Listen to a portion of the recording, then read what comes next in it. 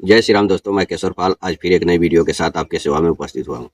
दोस्तों, जो मैंने ये वीडियो बनाया था उसी का यह दूसरा भाग है और हम आशा करेंगे आप वीडियो को पूर्ण रूप से देखेंगे और समझेंगे और अपना विचार कमेंट बॉक्स में जरूर लिखेंगे। दोस्तों, मैंने एक संत वचना नाम से ये चैनल खोला हुआ है और इस पर हम संतों के बारे में वीडियो डालेंगे। अगर आप संतों के बारे में जानना चाहते हैं तो आप हमारे इस चैनल को सब्सक्राइब करें और वीडियो देखें। इस चैनल का लिंक कमेंट बॉक्स में है, आप वहां से जाकर सब्सक्राइब कर सकते हैं। तो चलिए नितिन दास जी की बात को सुनते हैं, फिर शास्त्र को खोलकर देखते हैं कि हमारे शास्त्र क्या कहते हैं और नितिन दास जी क्या कहते हैं। ठीक है। और ये केवल जीवों को नहीं भरमाता है, ये ब्रह्मा विष्णु महेश जी को भी भरमाता है।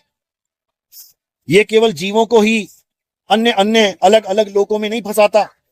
ये अलग अलग लोक बना रखे हैं इसने माया के द्वारा कि ये गणेश जी का लोक है, ये ब्रह्मा जी का लोक है, ये विष्णु जी का लोक है, ये शंकर जी का लोक है, ये गोलोक है, ये ब्रह्मलोक है। ये केवल जीवों को नहीं फंसाता, ये ब्रह्मा विष्णु महेश जी को भी फंसा देता है। आप श्रीमद देवी भागवत महापुराण, कौन सा?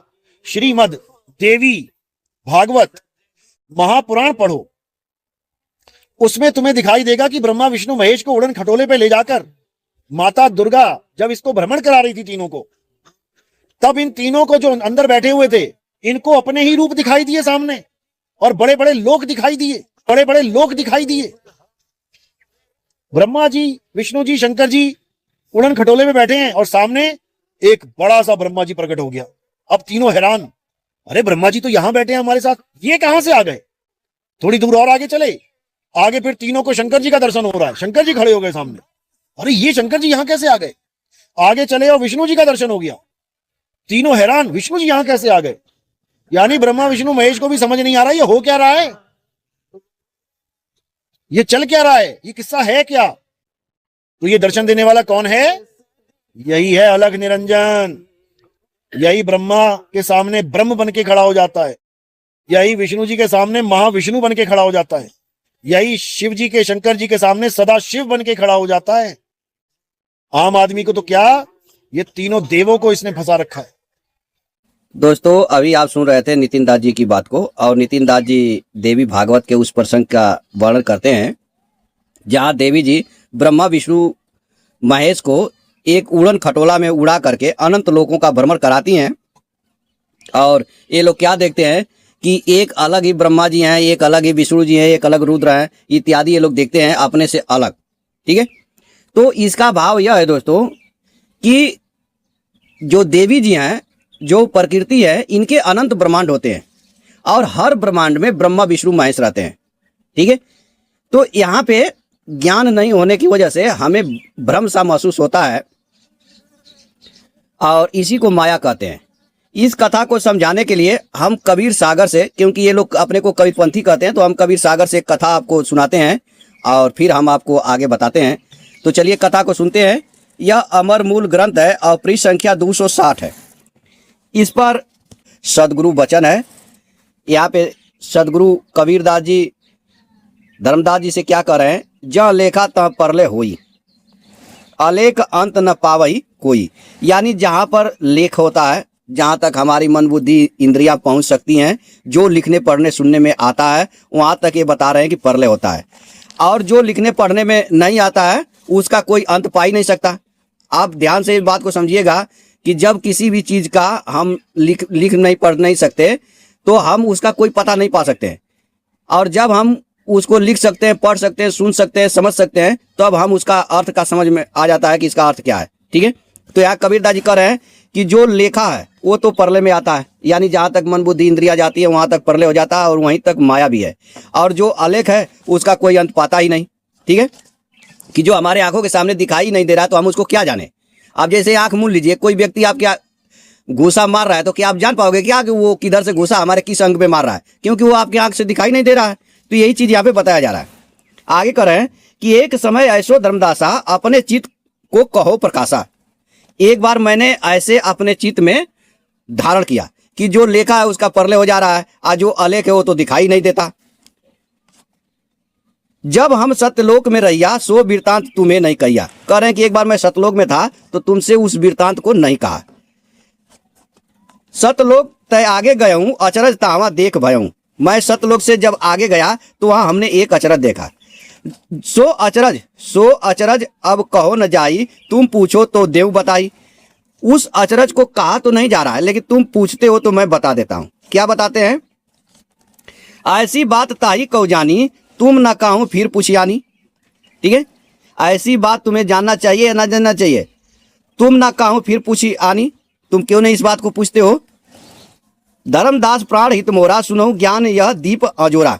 अब कह रहे धर्मदास तुम मेरे प्राण प्रिय हो, इस ज्ञान दीप को सुनो। ठीक है, अब यहाँ पे बहुत ज्यादा वचन है दोस्तों, लेकिन हमें थोड़ा सा आपको दिखाना है। आप यहाँ से देखिए, चौपाई में बता रहे हैं कि तब हम आगे दिन पयाना, जहाँ देखा था हंस समाना। यानी जब सतलोक से आगे जाते हैं वहां देखते हैं कि सब जगह हंस है, सब जगह एक समान हंस है। ठीक है, अक्षर एक हम सब में देखा, सब में एक ही अक्षर देखा। भाव अनेक कहों का लेखा, कोई अनेका भाव हमने नहीं देखा। तब हम चले आप अस्थाना, ऊर्ध्व लोक सो किन्न पयाना।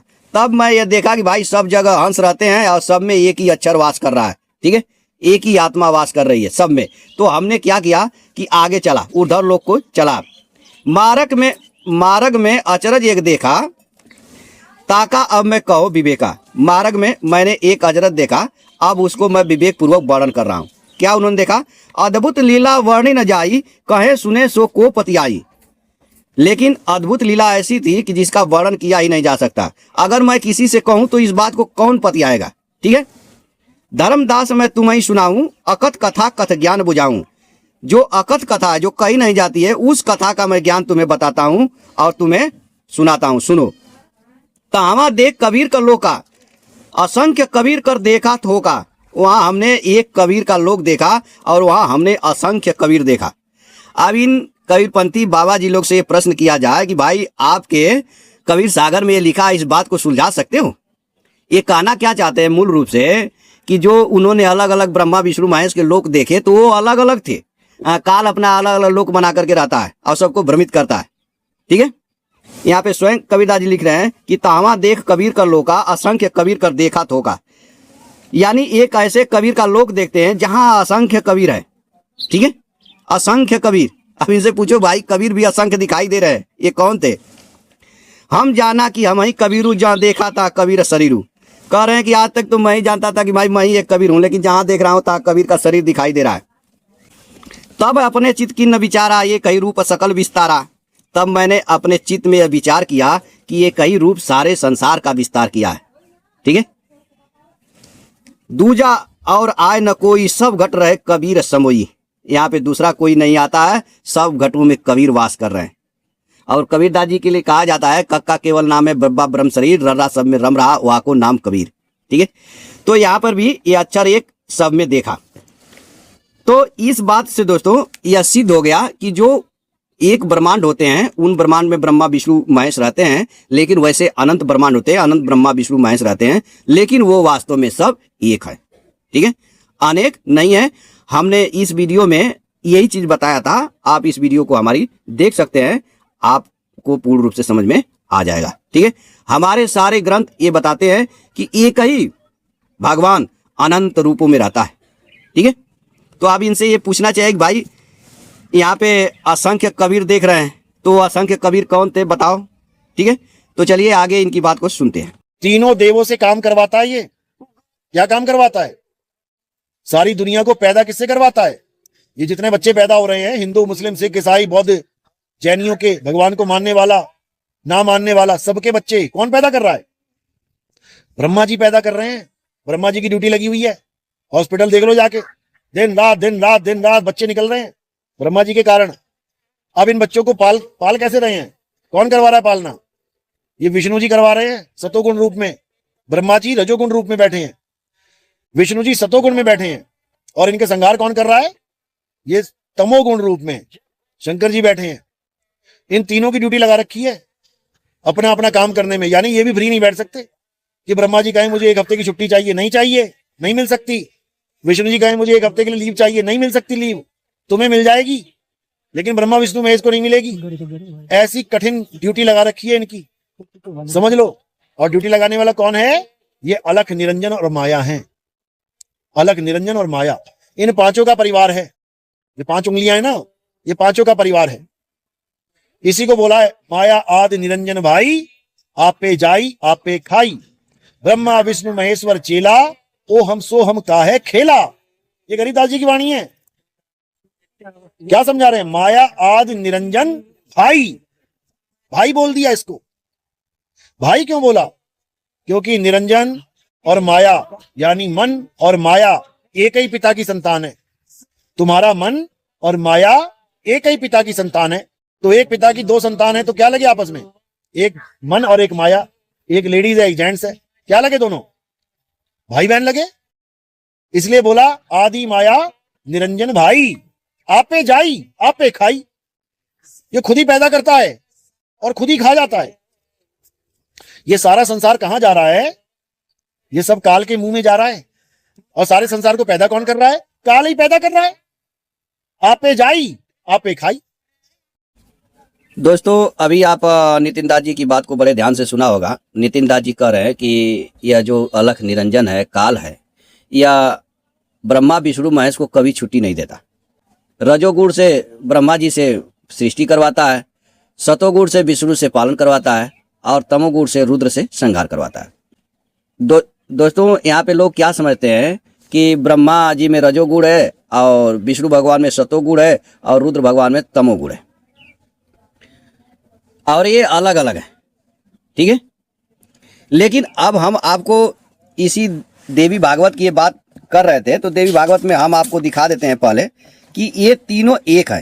ठीक है, यह देवी भागवत का 6वां अध्याय है और 3य स्कंद है और पृष्ठ संख्या 271 है। इसमें देवी जी बता रही हैं कि आप विष्णु, ब्रह्मा, शिव तथा ये सभी देवता मेरे ही प्रभाव से प्रभुत हुए हैं। किससे? प्रभाव से, शक्ति से। अतएव निसंदेह आप लोग सभी प्राणियों के मान एवं पूज्य होंगे। ठीक है, जो अज्ञानी मनुष्य इनमें भेदभाव करेंगे वे इस विभेद के कारण नरक में पड़ेंगे, इसमें संदेह नहीं है। ठीक है, यानी इन देवताओं से भेद बुद्धि जो रखेंगे वो नरक में जाएंगे, और ये सभी मान्य एवं पूज्य हैं। आगे देखिए, जो विष्णु है वे ही साक्षात शिव है और जो शिव है वे ही स्वयं विष्णु है। इन दोनों में भेद रखने वाला मनुष्य नरकगामी होता है। ठीक है, अब ये नितिन दास क्या सोच रहे हैं कि ब्रह्मा जी अलग है, विष्णु जी अलग है, शिव जी अलग है, अलग अलग कार्य करते हैं। तो ऐसे लोग कहां जाएंगे? नरक में। ब्रह्मा जी के संबंध में भी ऐसा ही जानना चाहिए, इसमें कोई संदेह नहीं है। हे विष्णु, गुणों के कारण इनमें जो भेद है उसको आपको बता रही हूं। इनमें भेद किसकी वजह से? गुणों के कार्य से।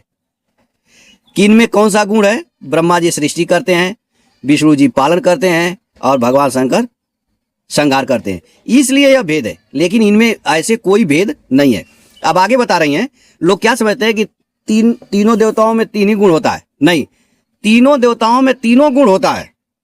अब आगे देखिए, परमात्म चिंतन की दृष्टि से आपका मुख्य गुण सतोगुण है। ये भगवान विष्णु से देवी जी बोल रही हैं।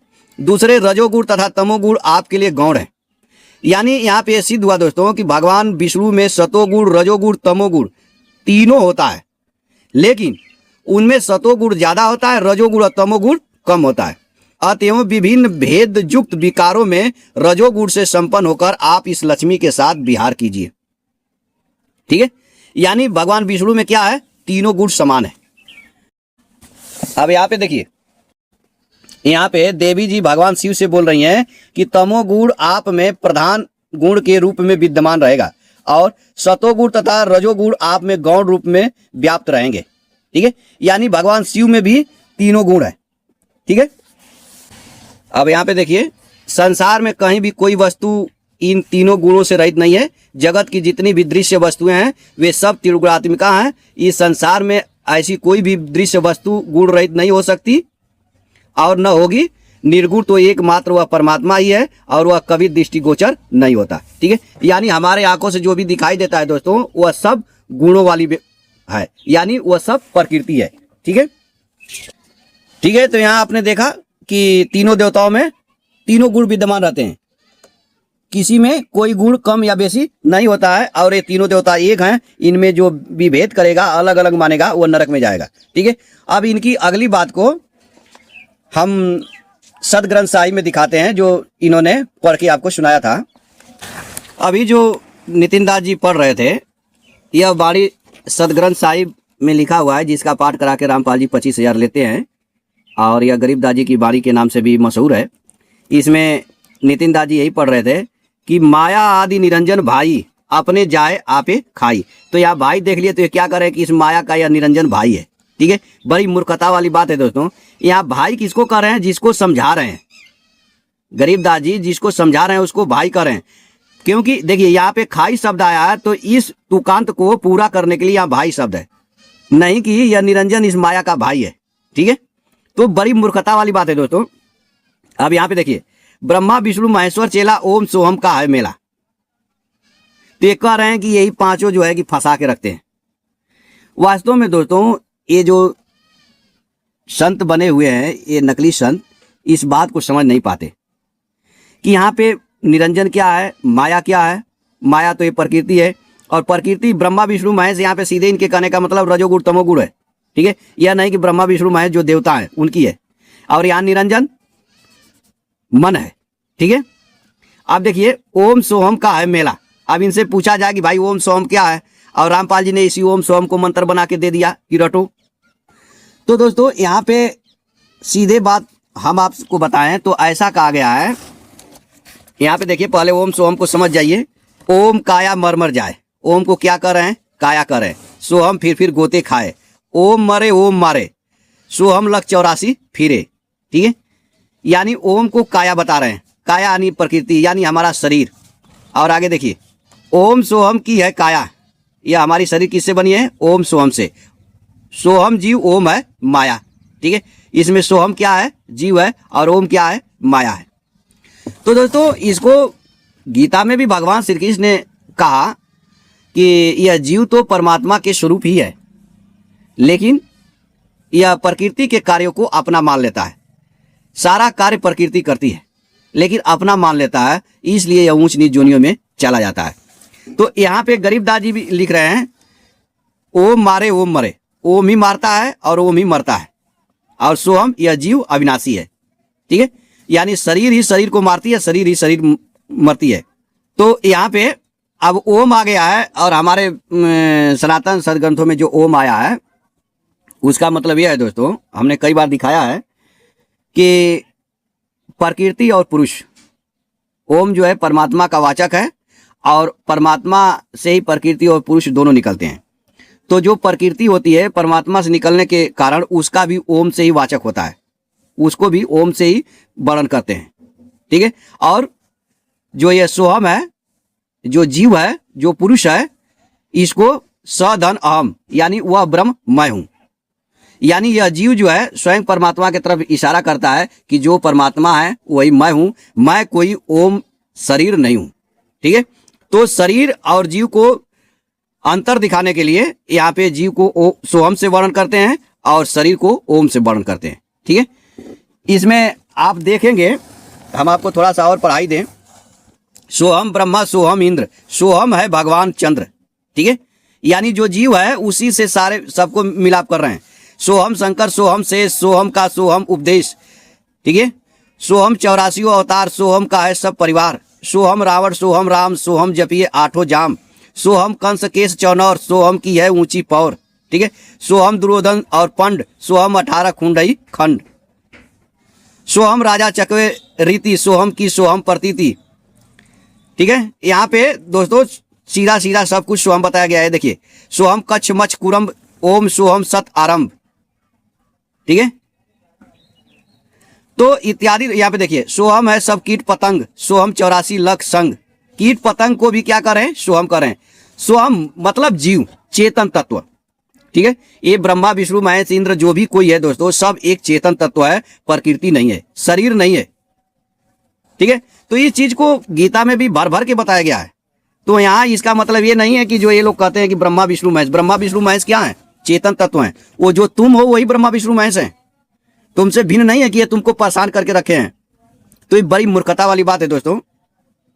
इस पर हम एक और वीडियो बनाएंगे, इस वाक्य पर इनके, और गीता से, देवी भागवत से तमाम विस्तार से बनाएंगे। ठीक है, आगे इनकी बात को फिर सुनते हैं। अर्जुन को यही दिखाया गया गीता में विराट रूप में जब इतने बड़े बड़े मुंह खुले तो सारी दुनिया उसके मुंह में जाने लग गई और वो सबको चूरा बना रहा है, खा रहा है सबको। अर्जुन हैरान परेशान कि आप कौन हैं? सारी दुनिया को आप अपने जबड़ों में चबा रहे हैं, लोगों के सिर तोड़ रहे हैं, चूरा बना रहे हैं, लहू लुहान सिरों को जीभ से चाट रहे हैं। आप कौन हैं? अध्याय 11 में सब लिखा है, एक एक लाइन लिखिए जो बता रहा हूं मैं। आप कौन हैं? तब उन्होंने ये नहीं कहा कि मैं परमात्मा हूं। उन्होंने क्या कहा? हे अर्जुन, इन 3 लोक का नाश करने वाला मैं ही काल हूं। मैं काल हूं, जिसके लिए बोलते हैं ना, काल उसका क्या बिगाड़े भगत है महाकाल का। ये है काल, इससे कोई नहीं बच सकता।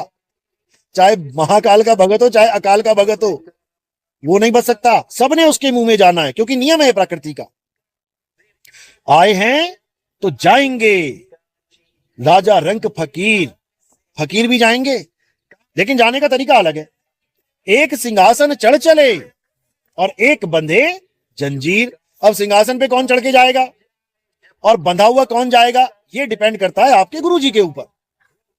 अगर आपका गुरु सतगुरु है तो आप सिंहासन पे बैठ के जाओगे, और अगर आपका गुरु अधूरा है, अज्ञानी है, तो जंजीरों में बंधे जाओगे, और तुम भी तुम्हारा गुरुआ भी, दोनों लपेटे जाओगे। इसी को बोला अंधा गुरु अंधा चेला, और दोनों नरक में ठेलम ठेला। दोस्तों, अभी आप नितिन दास जी की बात को सुन रहे थे और ये विराट दर्शन वाली बात बता रहे हैं जब भगवान ने अर्जुन को विराट रूप दिखाया था। तो हम इसको देखते हैं कि भगवान ने वहां पे कौन सा विराट रूप कैसे दिखाया था। यह देखिए, अध्याय 10 का 18वां श्लोक है। इसमें अर्जुन भगवान से कहते हैं कि हे जनार्दन, आप अपने योग सामर्थ्य को और विभूतियों को विस्तार से फिर कहिए, क्योंकि आपके अमृतमय वचन सुनते सुनते मेरी तृप्ति नहीं हो रही है। ठीक है, यानी इसके 10वें अध्याय के जो पीछे भगवान ने अपनी विभूतियां बताया, दोस्तों बहुत सारी विभूतियों को बताया, 7वें में भी बताए हैं, 9वें में भी बताए हैं। अर्जुन कह रहे हैं कि हम उसको सुनना चाहते हैं और विस्तार से उनको सुनाइए। ठीक है, तब भगवान यहाँ अर्जुन से कहते हैं कि अर्जुन, हाँ ठीक है, मैं अपनी दिव्य विभूतियों को तेरे लिए प्रधानता से संक्षेप से कहूंगा, क्योंकि हे कुरुश्रेष्ठ, मेरी विभूतियों के विस्तार का अंत नहीं है। यानी भगवान यहाँ कह रहे हैं कि मैं अपनी विभूतियां को तो बताऊंगा, लेकिन संक्षेप में बताऊंगा। क्यों? क्योंकि मेरी जो विभूतियां हैं उसका अंत नहीं है। ठीक है, तो भगवान दोस्तों यहाँ से विभूतियां अपना बताना चालू करते हैं 20वां से। 20वें में वो कहते हैं कि मैं हर प्राणियों के हृदय में स्थित आत्मा हूं, और 21वें में कहते हैं कि मैं अदिति के पुत्रों में विष्णु हूं, वामन। ठीक है, 22वां में कहते हैं कि प्राणियों की चेतना भी मैं ही हूं, इत्यादि। दोस्तों भगवान बड़े विस्तार से बताते हुए जा रहे हैं। और ये देखिए 29वां में कह रहे हैं कि शासन करने वालों में मैं यमराज हूं। ठीक है, यानी जो शासन करते हैं, जो सबको मृत्यु दंड देते हैं दोस्तों, वो यमराज स्वयं भगवान ही है। और यहाँ पे देखिए यह भी कह रहे हैं कि पितरों में आर्यमा हूं। ठीक है, तो पितरों में आर्यमा भी भगवान है। आगे देखिए, यह 30वां में भगवान कह रहे हैं कि दैत्यों में प्रहलाद और गणना करने वालों में ज्योतिषियों में काल मैं हूं। ठीक है, फिर यहाँ पे देखिए 31वां में कह रहे हैं कि शस्त्रधारियों में राम मैं हूं। अब यहाँ पे देखिए, अक्षरों में आकार और समासों में द्वंद्व समास मैं हूं, और अच्छे काल भी मैं हूं। ठीक है, फिर यहाँ पे देखिए 34वां में कह रहे हैं कि सबका हरण करने वालों में मृत्यु और भविष्य में उत्पन्न होने वाला भी मैं हूं। यानी सबको मारने वाले, सब कुछ सबका हरण करने वाले में मृत्यु भी भगवान ही है, और भविष्य में उत्पन्न होने वाले जीव भी स्वयं भगवान है। तो ये विभूतियां बताने का इनका ये अर्थ ये था दोस्तों कि सब कुछ मैं हूं। ठीक है, ऐसा अर्जुन जो है सुनते सुनते जा रहे हैं। ये देखिए 37वां में भगवान कहते हैं कि वृष्ट वंशियों में वासुदेव पुत्र श्री कृष्ण और पांडवों में अर्जुन मैं हूं। ठीक है, इत्यादि जब भगवान ने विस्तार से बताया दोस्तों, और अंत में 39वां में कहते हैं कि हे अर्जुन, संपूर्ण प्राणियों का जो बीज मूल रूप कारण है, वह बीज मैं हूं, क्योंकि वह चर अचर कोई भी प्राणी नहीं है जो मेरे बिना हो, अर्थात चर अचर सब कुछ मैं हूं। ठीक है, यहां भगवान ने साफ साफ संदेश दे दिया कि सब कुछ मैं हूं।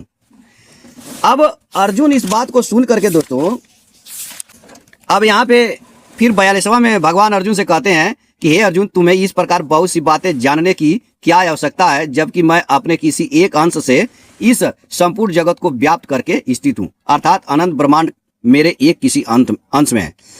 तब अर्जुन 11वां के शुरू में ही कहते हैं, केवल मुझ पर कृपा करने के लिए आपने जो परम गोपनीय आध्यात्मक विषय वचन कहे हैं, उससे मेरा यह मोह नष्ट हो गया है।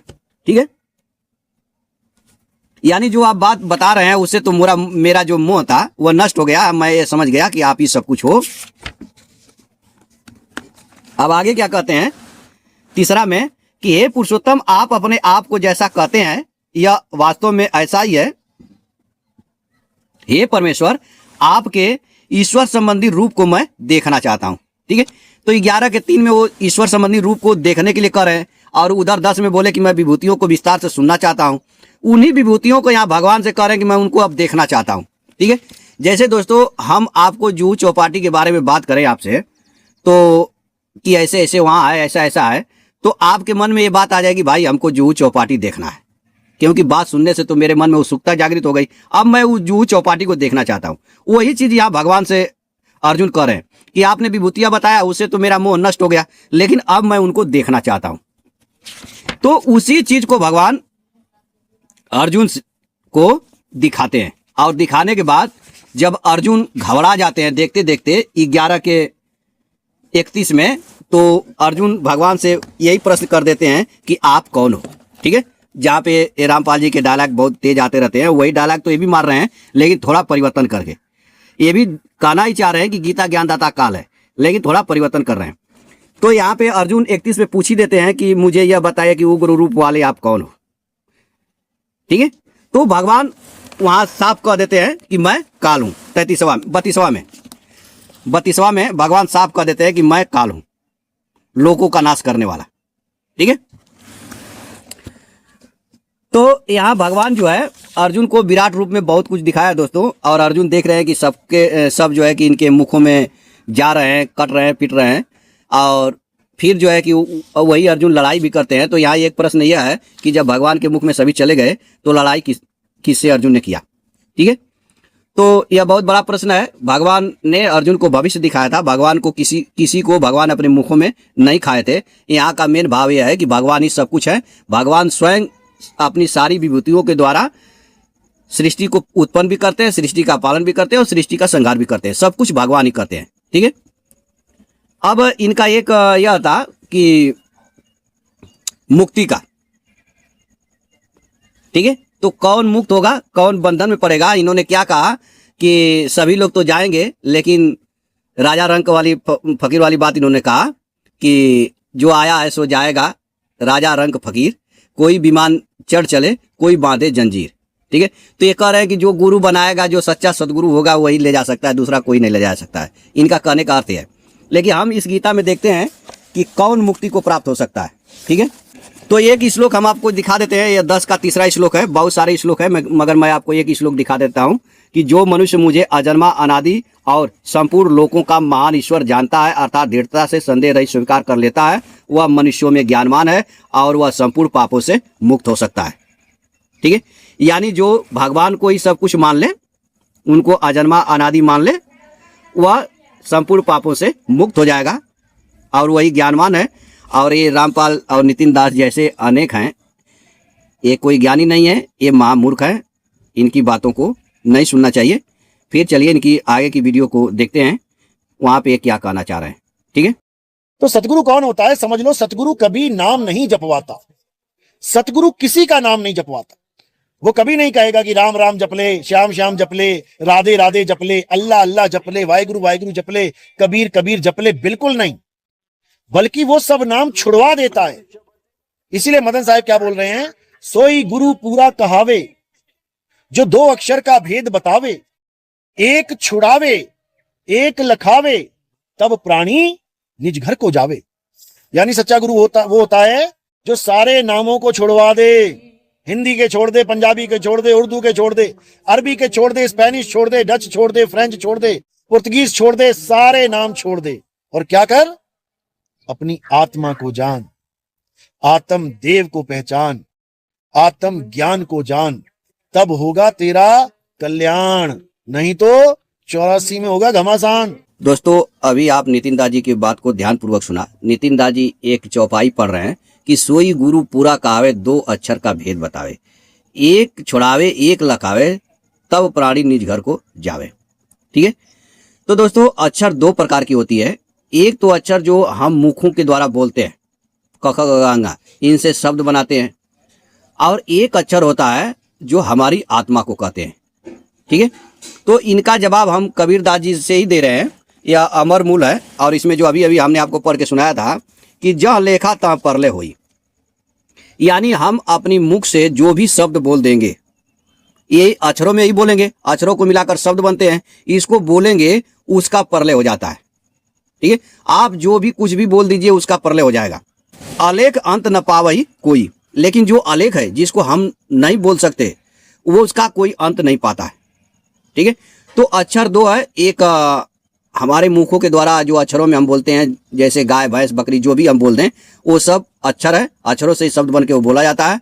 और एक ऐसा है जिसको अक्षर ही कहते हैं मगर वह देखने में सुनने में नहीं आता। ठीक है, उसी को आत्म तत्व कहते हैं। और वही जो है हम थोड़ा सा आपको दिखाते हैं गीता में। भगवान अध्याय 2 के 24वें श्लोक में कह रहे हैं कि यह शरीर ही काटा नहीं जा सकता, यह जलाया नहीं जा सकता, यह गीला नहीं किया जा सकता, और यह सुखाया भी नहीं जा सकता, कारण कि यह नित्य रहने वाला, सब में परिपूर्ण, अचल स्थिर स्वभाव वाला और अनादि है। 25वां में कह रहे हैं कि यह देही प्रत्यक्ष नहीं दिखता, यह चिंतन का विषय नहीं है, और यह निर्विकार कहा जाता है, अतः इस देही को ऐसा जानकर शोक नहीं करना चाहिए। यानी जो आत्मा है दोस्तों, वह चिंतन का भी विषय नहीं है, वह प्रत्यक्ष देखा भी नहीं जा सकता। आज तक कोई भी व्यक्ति मरा होगा, उसकी आत्मा को किसी ने देखा नहीं होगा। ठीक है, और वह निर्विकार है, उसमें कोई विकार नहीं है, सारे विकार शरीर में। तो एक अक्षर यह होता है। तो इन नितिन दास जी का एक दावा रहता है कि इस अक्षर में ध्यान लगाओ, तो ये खोपड़ी के ऊपर ध्यान लगाते हैं। ठीक है, तो हम आपको दिखाते हैं। अभी हमने आपको बताया कि यह जो अक्षर जो आत्मा है, भगवान ने इसी को 10 के 20 में, यहाँ पे यह 10 का 20 है, और इसका अनुवाद इधर है श्रीमद् भागवत गीता 10 और श्लोक 20 का। हे नीत को जीतने वाले अर्जुन, संपूर्ण प्राणियों के आदि मध्य तथा अंत में मैं हूं, और संपूर्ण प्राणियों के अंतःकरण हृदय में स्थित आत्मा भी मैं हूं। ठीक है, तो ये नितिन दास जी आत्मा में ध्यान लगाते हैं, और ये नहीं समझते कि स्वयं आत्मा भगवान श्री कृष्ण ही है। ठीक है, कोई दूसरा नहीं है। तो अक्षर दो होता है, एक या जो मैं पढ़ के सुना रहा हूं आपको, इससे आप कल्पना करेंगे, अपने मस्तिष्क में जब बैठाएंगे कि जो भी चीज आप लिख पढ़ देंगे उसका विनाश हो जाएगा। और अविनाशी आत्मा को तो कोई देखता ही नहीं। ठीक है, इसलिए वह अविनाशी है, और शरीर को सब लोग देखते हैं, इसलिए यह विनाशी है। ठीक है, तो यहाँ पे इससे यह समझाया गया था कि गुरु पूरा वही है जो संसार से मोह का त्याग करवा दे और अपने आत्मा यानी स्वरूप में स्थित करवा दे, वही पूरा गुरु है। ठीक है, ये नहीं कि कोई गुरु मंत्र रटवा दे या कोई गुरु मंत्र छोड़वा दे और अपने खोपड़ी पर ध्यान करवा दे तो वो पूरा गुरु है। नहीं, ऐसा नहीं है। ठीक है, तो इसका अर्थ है, फिर इनकी आगे की बात को हम सुनते हैं। देख लो हो रहा है, उधर 20 कुत्ते आए और हिरण की पार्टी पे हमला कर दिया। अब नोच नोच के खा रहे हैं, जिंदा खा रहे हैं, फाड़ फाड़ के, जिंदा भगा भगा के, पेट खींच लिया, नोच नोच के आधा फाड़ दिया, अंदर से सारा माल जिंदा जिंदा का ही खा रहे हैं। यही नरक है, महानरक है ये, समझ लो। कुत्तों से बच भी गया हिरण, भागते भागते प्यास लगेगी, पानी पीने गया तो मगरमच्छ बैठा है, आजा बेटा इधर, तुझे मैं बताता हूँ पानी कैसे पीते हैं। अभी तो खूब स्टोरेज कर करके रखा हुआ है, 2-2 हजार लीटर की टंकियां चढ़ा ली तुमने ऊपर। अभी खूब मोटरें लगा लगा के पानी खींच रहे हो जमीन में से। क्यों? इंसान जन्म मिला है बेटा। जब 84 में चले जाओगे, अभी तो मोटर लगाने वाले गुरु को भगवान मान लिया तुमने। पानी से मोटर, पानी खींचने वाले, मोटर लगवाने वाले गुरु को भगवान बता रहे हो। जब इंसान जन्म चला जाएगा तब तुम्हें समझ में आएगा कि भगवान था कि शैतान था। भगवान वो होता है जो तुम्हें भगवान से जोड़े, और शैतान वो होता है जो भगवान से तोड़े। समझ लो, यानी किससे जोड़ना है और किससे तोड़ना है, समझ लो। हमने किससे जुड़ना है? आत्मदेव से जुड़ना है। गुरु ग्रंथ साहब में संतों ने यही बोला है, आत्मदेव पूजिए गुरु के सहज सुभाव। यानी अगर पूजा करनी है तुमने किसी की, तो किसकी करनी है? आत्मदेव की। वो आत्मदेव ही देवों का देव महादेव है। दोस्तों अभी आप नितिन दास जी की बात को सुन रहे थे। ये रामपाल जी पर कटाक्ष भी करते हैं कि मोटर लगवाने वाले को लोग भगवान कहते हैं। तो मोटर लगवाने वाला भगवान नहीं है, बल्कि जो भगवान से जोड़ दे वो भगवान है। यानी ये अपने आप को ये कहना चाह रहे हैं कि ये भगवान से जोड़ते हैं इसलिए ये भगवान है, ठीक है। और अंत में यह कहे कि आत्मदेव को पूजिए, और गुरु ग्रंथ साहिब इत्यादि में ये लिखा बताते हैं। तो हमने आपको दिखा दिया कि आत्मा भी स्वयं भगवान श्री कृष्ण ही है। यानी यहाँ पे कुल मिला जुला कर कहने का अर्थ यह है दोस्तों कि आप जो भी कुछ कहते हैं वह स्वयं भगवान है, ठीक है। हम गीता में आपको दिखा देते हैं कि जो सब कुछ भगवान को मान लेता है वह कौन है। यहाँ गीता 7:19 है यह। इसमें भगवान कहते हैं बहुत जन्मों के अंतिम जन्म में अर्थात मनुष्य जन्म में सब कुछ परमात्मा है, सर्वम वासुदेव ही है। इस प्रकार जो ज्ञानवान मेरे शरण होता है वह महात्मा अत्यंत दुर्लभ है, ठीक है। यानी दोस्तों इस संसार में सब कुछ परमात्मा है ऐसा मान करके परमात्मा के शरण में जो होता है ऐसा महात्मा अत्यंत दुर्लभ है, ठीक है। अब इन संतों की बात को क्या हम कहें दोस्तों, यह खुद पूजवाने के चक्कर में पड़े हुए हैं। ये परमात्मा को पूजना नहीं चाहते, ये स्वयं की पूजा करवाना चाहते हैं, ठीक है। आपने क्या देखा दोस्तों कि नितिन दास जी के द्वारा दिया गया ज्ञान या हमारे सदग्रंथों पे लगाए गए आरोप या हमारे देवी देवताओं के खिलाफ किए गए गलत वर्णन सरासर झूठ है, ठीक है। हमारे यहाँ दोस्तों जो एक तत्व है चेतन, वही ब्रह्मा विष्णु महेश इत्यादि रूपों में लीला करते हैं, और ये ना तो छोटे हैं और ना तो बड़े हैं, ठीक है। ऐसा हमने अपनी कई वीडियो में दिखाया हुआ है, आप हमारे चैनल पे जाके देख सकते हैं। तो हम आशा करेंगे आपको समझ में आ गया होगा। तो आज के लिए इतना ही, फिर मिलेंगे नेक्स्ट वीडियो में, तब तक के लिए जय सीताराम।